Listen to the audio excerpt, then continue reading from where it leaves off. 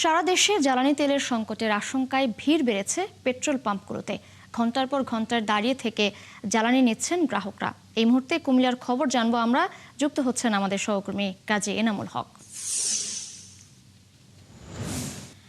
এনামুল, আপনি কোন পাম্পে এখন আছেন এবং সেখানে ভিড় কেমন দেখতে পাচ্ছেন, সার্বিক অবস্থা জানাবেন।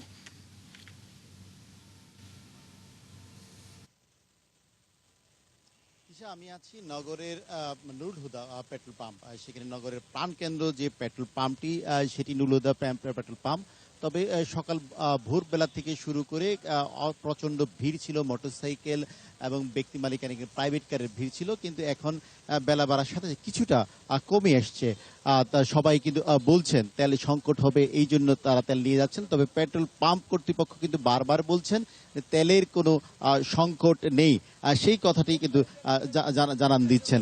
তবে যারা নিচ্ছেন তারা কিন্তু 500 টাকা মোটরসাইকেল, 500 টাকা, এবং সেই সাথে প্রতিটি গাড়ি কিন্তু নিচ্ছেন 1000 টাকা। তা আমি যদি যাত্রীর সাথে কথা বলি, এই যে তেলের সংকট আছে কিনা, কি মনে হয় না তেলের সংকট আছে, তারপরও একটা কৃত্রিম সংকটের একটা সম্ভাবনা আছে। দেখি সরকার কি করে। আসলে যাত্রীরা বলছেন, ক্রেতারা, যে কৃত্রিম সংকট, সেই প্রশ্নটি তাদের মনে যাচ্ছে।